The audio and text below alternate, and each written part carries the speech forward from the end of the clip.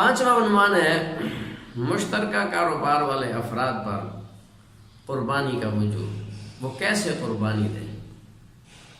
مشترکہ کاروبار کی 2 صورتیں ہیں۔ ایک صورت تو یہ ہے کہ ایک کاروبار والد کا ہوتا ہے اور بیٹے اس کے کام میں شریک ہوتے ہیں۔ بیٹے بھی بالغین ہیں، شادی شدہ ہیں، باپ کے ساتھ ہی رہ رہے ہیں، ان کی بیوی بچے بھی ہیں، ان سب کے اخراجات بھی اسی دکان سے پورے ہوتے ہیں، تو والد کے اخراجات بھی اسی سے پورے ہوتے ہیں۔ کام گویا بیٹے کرتے ہیں، نام والد کا ہی چل رہا ہوتا ہے، فلانے کی دکان ہے۔ والد جب بوڑھا ہو جاتا ہے تو پھر وہ دکان پہ آنا بھی کم کر دیتا ہے، اس کا حاضری بھی کم ہو جاتی ہے۔ ایسی صورت میں حکم یہ ہے کہ یہ کاروبار اصل میں والد ہی کا ہے، بیٹے والد کے معاون ہیں، اس کی خدمت کر رہے ہیں، اس خدمت کے بدلے میں والد ان کو خرچہ وغیرہ دے دیتا ہے، اس میں مالک صرف باپ ہی ہے۔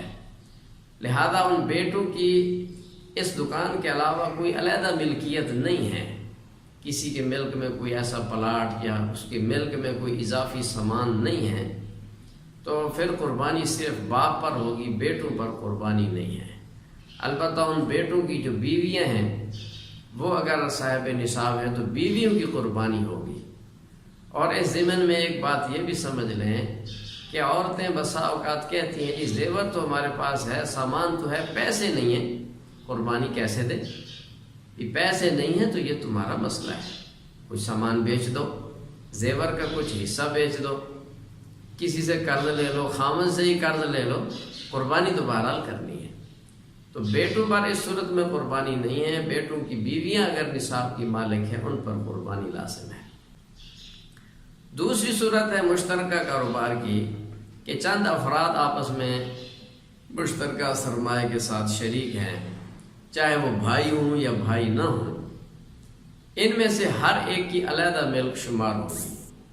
اگر مجموعہ کاروبار اتنا ہے کہ مثلا 5 افراد شریک ہیں، اس کاروبار کے پورے حجم کو، پوری انویسٹمنٹ کو، سارے سرمایہ کو 5 حصوں میں تقسیم کیا جائے تو ہر بندے کے حصے میں اتنا مال آ جاتا ہے کہ وہ نصاب کا مالک بن جائے، پھر تو ہر ایک پر قربانی لازم ہوگی۔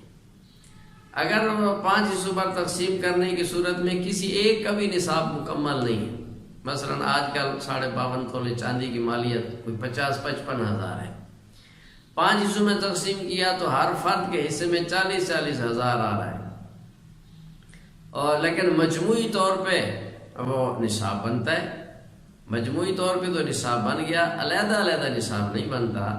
تو یہ چونکہ ہر ایک کی ملک علیحدہ ہے تو اس صورت میں کسی پر بھی قربانی لازم نہیں ہوگی، مشترکہ مجموعی پہ بھی نہیں ہے اور ہر ایک پہ علیحدہ بھی نہیں ہے، واجب نہیں ہے۔ اگر کوئی ویسے نفلی طور پہ دینا چاہے تو دے سکتا ہے، کوئی حرج نہیں ہے۔